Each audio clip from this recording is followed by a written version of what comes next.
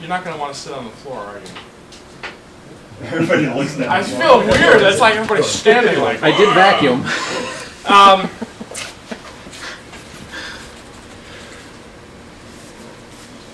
This is what I'd like to do. This is what I want to do. I want to take you through quickly how I approach playing the instrument and tell you a little bit about myself so you understand my approach in terms of what I do for a living as well as what I do when I play the instrument and demonstrate along the way as we go. Okay? So I started playing the instrument. I played the tuba because of my last name. That's how I came to the instrument. I started playing piano when I was 5 years old, and in the school district where I grew up, which is in St. Paul, Minnesota, they asked kids to come down at the end of third grade, which I was 8 years old at the time, to see if they wanted to be in the band. And they asked you down in alphabetical order. My last name begins with an S. And like most 8-year-old boys, I wanted to hit something. And don't take it personally. And so I wanted to be a drummer, not a percussionist. I just wanted to be a drummer, really. And thank you. I'll be here till 7. And they already had 11 drummers. And my band director said, "Look, we already have more than enough drummers, but we don't have anybody that plays tuba. So if you'd be willing to play tuba for 1 year, then next year, after you play tuba for you can play anything you want."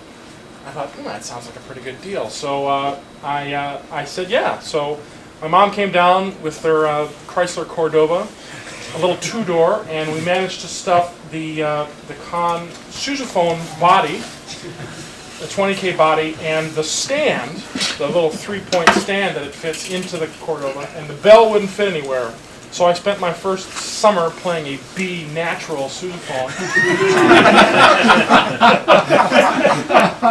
in my parents' living room, and that was how I started playing the instrument. I progressed through school just like anybody else. I played in my elementary school, junior high, high school band program, in the jazz band, in the orchestra, just like everybody here. Just normal, like everybody else. Everybody move in. I did spend quite a few summers at some summer camps. I went to Interlaken, which is where I met my wife, actually, studied. When I was studying in Minneapolis, my main teacher there was the tuba player in the Minnesota Orchestra. His name is Ross Tolbert. And then when I went to college, I studied with a lot of different people. When I was at Northwestern University, they were at a time in their curriculum with faculty that they didn't have a steady tuba teacher there because they'd fired the person that was my teacher, which was Arnold Jacobs. Great move. This is true. My teachers there were Roger Rocco, who's a wonderful teacher, former student of Mr. Jacobs, and Gary Offenloch, who most of you should know because he comes to Boston all the time to play in the Pops Esplanade Orchestra when he's not playing in Salt Lake with the Utah Symphony. So those were my teachers at Northwestern, but my main teacher during that period of time was Mr. Arnold Jacobs, and we'll talk about that in a second. I spent 2 years there. After 2 years there, I transferred to Arizona State University because it was sunny and the views were much better, if you know what I mean, and to study with Dan Parentoni. So I spent a semester with Dan Parentoni. Then Dan went on sabbatical, went to Japan, and I studied with Jim Self, who was his stand-in for the time, for that semester. And then at the end of that semester, I was 19 years old. I finished my junior year in school. I got a job in the United States Marine Band, which I took because it was a gig. So that was in 1989.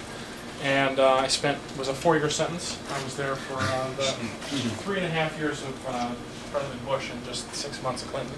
And it was, although a difficult job for me to swallow from the standpoint of, there was 50% sousaphone playing outside in either the blazing, scorching, humid heat of DC or the frozen tundra that the Mid-Atlantic can be. It's one or the other. It's never spring or fall there. The main thing, while I obviously disliked that portion of the gig, the thing that it gave me, the platform that it gave me, was an opportunity to solo. Very early on in my time there, I was given a shot at standing up in front of the band to work as a soloist, and apparently they liked what they heard, and I was featured often. I don't know how often. It was hundreds of times. I mean, it was every summer. It was on tour a lot. I was the soloist with the band, and that gave me the type of training to do what I do now, which is work as a soloist. Last year I did 160, 170 dates.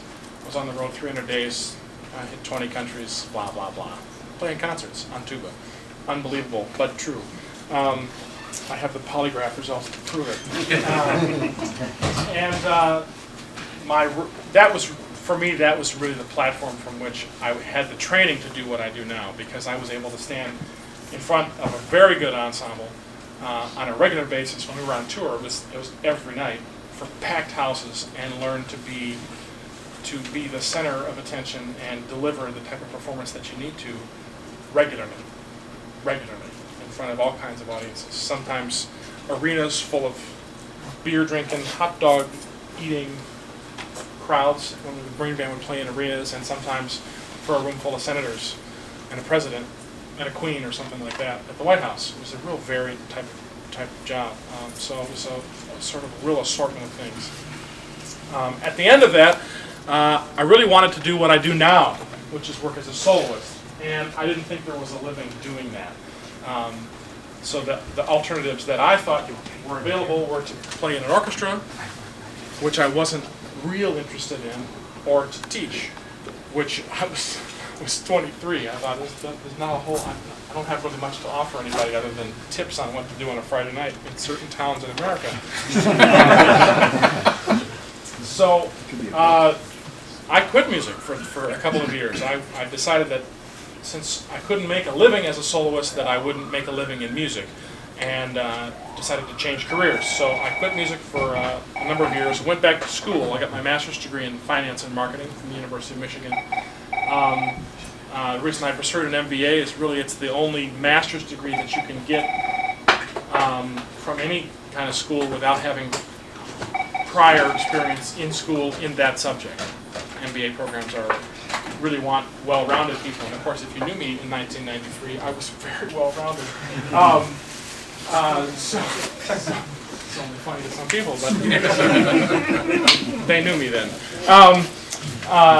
And it allowed a way for me to get a terminal degree, an end degree, and change careers. So that's what I studied. So I studied business, mostly finance, with also a major in marketing while I was there. At the end of that, I joined some friends of mine in a market-making firm in Chicago. We were bond options traders at the Board of Trade, and it was